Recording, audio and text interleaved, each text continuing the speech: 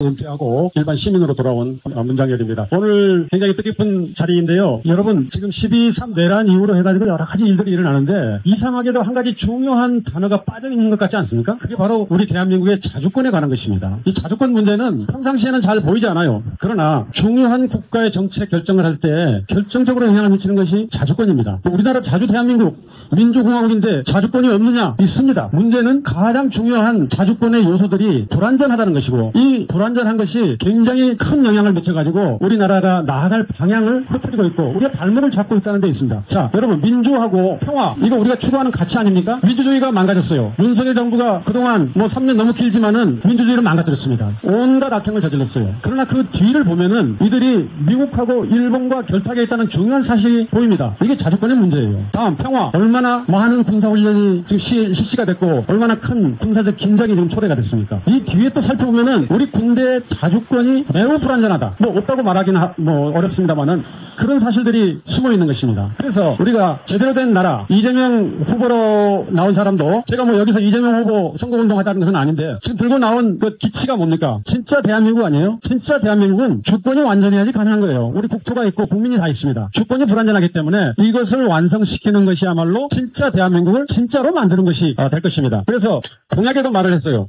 지금 외교적으로 너무 미국과 일본에 치우쳐 있는데 이게 잘못됐다는 것이 아니라 잘된 부분도 있어요. 그렇지만은 그것 때문에 우리가 중요하게 생각하고 외교관계를 잘 관리해야 되는 다른 주변 국가, 중국, 러시아, 북한 포함해서 이 관계가 악화되는 일은 없애겠다. 맞는 말 아닙니까? 상식적으로. 그래서 우리가 제대로 된 대한민국, 그것은 국민들이 원하는 주권 국가입니다. 여기 표시되어 있는 바와 같이 이것은 외교에 있어서 자주권을 확립하는 것에서부터 출발을 해야 된다. 그래야지 평화가 오고 그 자주권을 기반으로 해서 우리가 제대로 된 민주주의 국가를 만들 수 있다는 거죠. 그래서 이 진짜 대한민국 만들기에 대해서 이재명 대표가 무슨 말을 했는지 보니까 SNS에 올리기에 아주 짧게 대한민국이라는 국호 그대로 위대하고 자랑스러운 국민의 자주적이고 민주적인 나라 이런 것을 세우겠다라고 하는 거예요.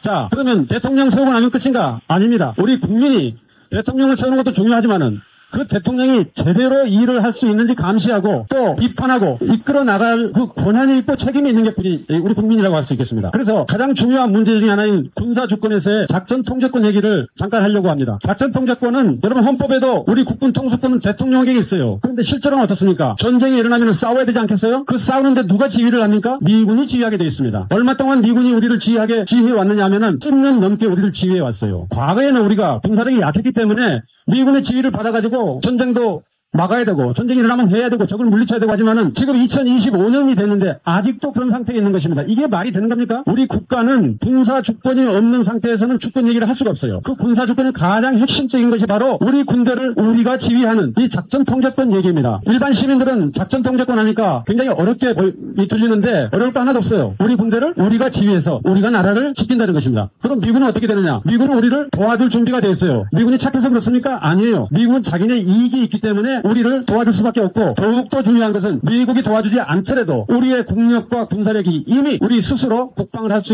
있는 그런 수준까지 성장했다는 거예요. 이걸 일반 국민들이 잘 모르거나 관심이 없거나 그냥 무관심하게 넘어갈 수가 있습니다. 그래서 우리가 자신감을 가지고 우리 군대를 우리가 직접 지휘하는 이런 제도를 우리가 다시 만들어야 되고 다시란 말이 지금 참 어폐가 있는데 왜냐하면 한 번도 그런 적이 없기 때문에 이걸 새롭게 정립을 해야만이 우리가 제대로 된 주권국가 민주공화국의 제대로 된 외교 정책도 가능하고 대북 정책도 가능한 것이에요. 북한이 여러 가지 군사 행동을 많이 했습니다만은 우리하고 군사 대화를 하려고 하지 않아요. 왜 그렇습니까? 남한하고 아무리 군사 대화 해봐야 남한은 결국 미국의 군사 지휘 하에 있기 때문에 아무 소용없다는 거예요. 따라서 우리가 북한하고 대화해가지고 남북 관계를 복원시키고 더 발전시키고 상호 공동으로 번영할 수 있는 그런 미래를 만들기 위해서는 군사주권 문제인 작전 통제권을 우리가 반드시 찾아와야 된다. 마지막으로 이재명 얘기 자주 해서 죄송한데요.